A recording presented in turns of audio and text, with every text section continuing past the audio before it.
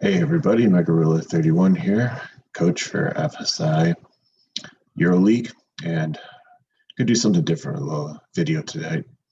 We're going to break down the top 5 plays that I see, not necessarily top 5 players, but I want to give you 5 players, different price range, different positions that I think would be good to build lineups upon. So here's some things that we're not going to do here though. Not going to give you some obvious studs. So if you play EuroLeague, you know that Shaved's a great player. If Mike James is a great player, Mitrovic, Milutinov, they're great players. So they're pretty obvious. I want to look at different players off the beaten path that are really good players for your lineup. Not always going to use these 5 players that I give you in the same line necessarily. They'll be in my player pool. But this isn't these 5 guys and add a 6th one, and there's your line. There you go. The other thing is always make sure you check in before each game locks, because player might not start, player not be available. A player is a great value because we think they're starting, projecting them to start, they're speculated to start, but then they don't, and then it might not be as good of a play. So, when EuroLeague news breaks sometimes half an hour, 15 minutes right before sleep. Best place to go is the EuroLeague website. Go to their game center and then just keep on spamming the refresh button 5 minutes before lock, and you'll see what the lineup is. Or you can go to fsidfs.com and sign up for a full package, and we give you those lineups. We shout out anything that we see, help you pivot off players if you need to come off somebody that's going to be in a bad situation, or put in a guy that's going to be in a good situation. We've got plenty of videos and content covering all the main sports, NBA, hockey, soccer, niche sports. We've got esports, golf, all kinds of stuff. So almost up to 2,000 subscribers. We keep on growing every single day. So thank you for watching this video. Again, trying something new here. We're going to try a short format instead of like a long 30-minute video breaking everything down. And if this is helpful for you, if you just give us a like, check out some of our videos, subscribe to our channel if you haven't already, recommend to some friends, share links on your social media. Really appreciate it. Want to keep on helping people out with this free content. We just need your help a little bit to keep it going. Okay, let's look at the first player. First player will start at the guard position. First guy up is Malcolm Delaney for AC Milano, 8,700. This team is missing 4 players, and some of them are pretty good scorers. So there's going to be some opportunities there to facilitate and to pick up some scoring. For 5 straight games, this guy's been very consistent. He's had at least 22 DK points. So at his price, if he continues that stretch, you're looking at 3x value, which is very good in EuroLeague basketball. He's averaging 25 points a game, probably about the most between he and Punter on the team.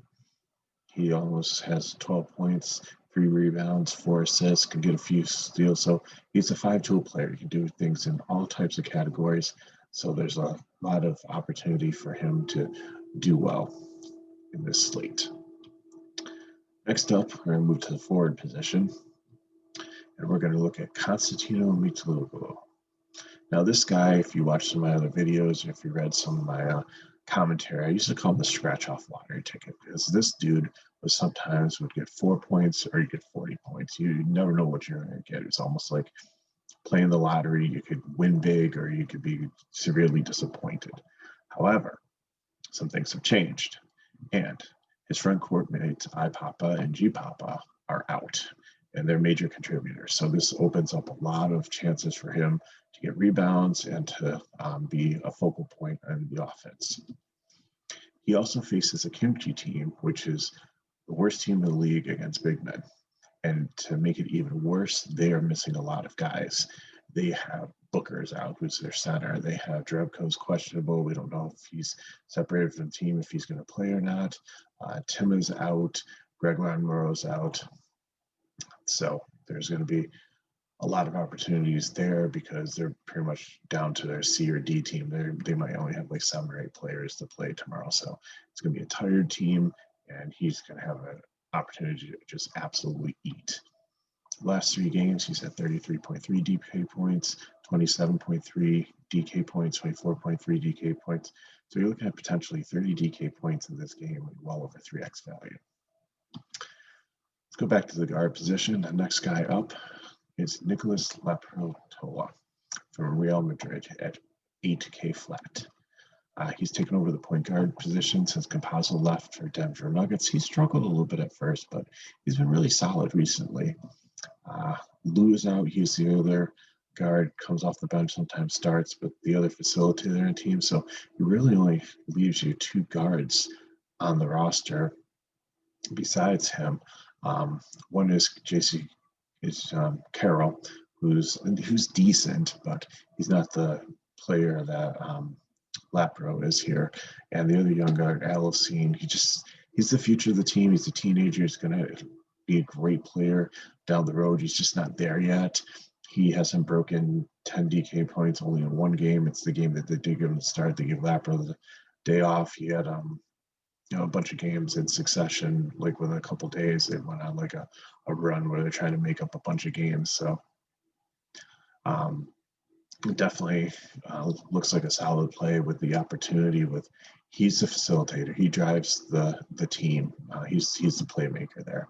They have a lot of really good forwards, so he doesn't really need to score points to do well. So 4 out of the last 6 games, he's had 24 to 35 decoy points. One was that kind of where they gave him a break and let Alicine start. And the other one, I think he had like 17 DK points. So it's really not that bad. He leads the team in assists. And again, with the big men that this team have, that's a lot of opportunities, a lot of talent for him to get them the ball and to score. And he just racks up the assists. He had a double-double last round, 10 points, 10 rebounds. Does things like he gets some steals, gets some rebounds, hits some threes. So very well-rounded player. His price has come up, but I still 8K is definitely a good value for him. So speaking of value, I want to look at my value play of the day. This guy you might not have heard of, but he is a former NBA player. And his name is William Howard. He plays for Asvel. And he's only 4,900. And why do I like him? Well, because Nua, one of their front court players, is out, and Fall, who's their starting center, missed a game on Tuesday with illness. He's questionable for this game, and didn't say that it was COVID. It could be anything, but we don't know if he's going to play or not. So that opens up a lot of opportunity for Howard to get some minutes. And he faces a Valencia team that's missing a key front court player and ranks 16th out of 18 teams in defense versus front court players. So the matchup is good, the opportunity is good, and this guy is almost like a Boban where he doesn't need many minutes to get a lot of points. He can get over a point per minute. So the last 2 games, he's been 20 DK points in 15 minutes of play. He's done that 2 other times throughout the season. He missed a little bit of time. I don't forget if he was injured or sick or what happened, but he only needs 12 to hit value, and that should be very easy to get. 15 minutes of play, if he's getting like more than a point per minute, he should be there. But if he gets his 20 points again, that's 4.5x. And his salary opens up a lot of opportunities for you to get some higher price players into your lineup. I know it's in the last game, and it's kind of hard to wait. So understand if you don't want to take them. There's a lot of other value that's going to pop up, like I did mention, Monia in the other game. That's the second game of the slate. That one tips off, I believe, at 2:00. Slate starts at noon, and this game's not till like 2:45. So if you be waiting to see what's going on, and again, he's not going to start most likely. He's going to come off the bench, but he's been consistent. So when looking for value, he's a known commodity and somebody that I feel I can trust. So who can I not trust? The fade of the day. This might come to a shocker to a lot of people that play EuroLeague basketball, but Shane Larkin tomorrow at 11,000 for FS. He hurt his knee in the domestic game on Sunday or earlier in the week. He only played 12 minutes. He scored 5 points.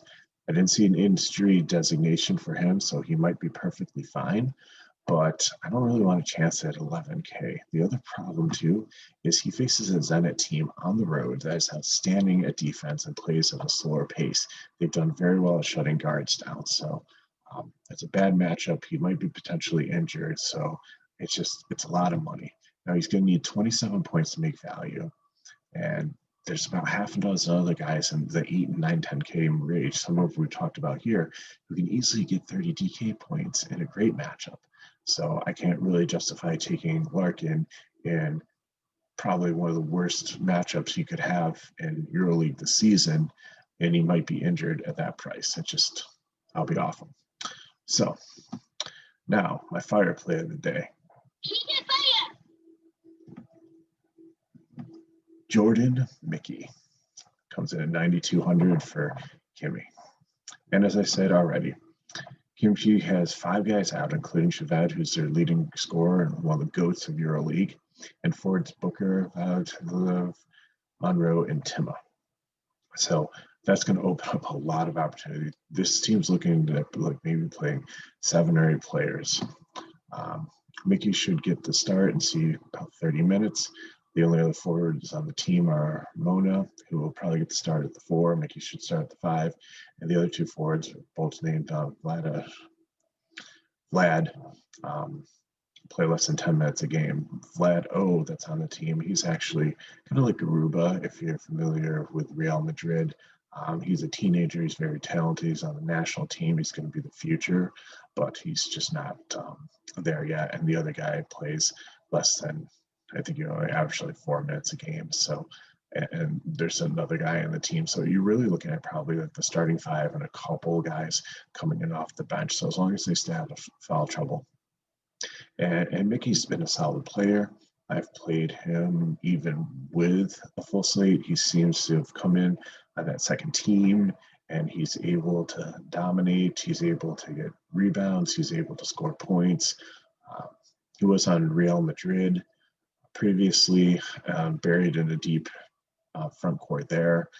There were games that he'd come out and he looked like Mickey Mantle. There's other games he looked like Mickey Mouse, but coming to Kimchi and his role here, he's just been a solid player all year. I've put him in the core a couple times, and he's done very well for me. He's also playing a PA team, a Panathinaikos team that we talked about. Are missing 2 big men. That's why I recommend he came in earlier on in this video. They're missing G Papa and I Papa, and the only team worse than Panathinaikos versus big men is Kimchi. So, you have the battle of the worst 2 teams versus big men. So something's got to give. So you've got 2 guys that have an opportunity to absolutely eat, and he could be close to 30 DK points and 3x. So thank you for watching this video, and please drop in the comments what you think of the shorter format, if this works for you, or if you like the longer breakdown. You can go to idfs.com, sign up for our full package for EuroLeague. We give the core. Each week I go through and I publish a sheet with all the stats for the teams. It gives projections, it gives defense, and this isn't something that's computer generated. Make sure I go through and look at every player. I look through box scores, we look through trends, and make sure it's the most accurate thing we can possibly get out to our subscribers. And we've done pretty well this year, taking down the $1,000 tournament a few times. So, and cashing in double ups, and not many contests sometimes are offered in EuroLeague, but we've done quite well this year. So if you're a little bit disappointed that we didn't have the full breakdown, it's a big slate tomorrow. There's a lot of news, there's a lot of entries, there's a lot of value. So I'm not going to do a video on it, but I did write out notes, which I will publish for.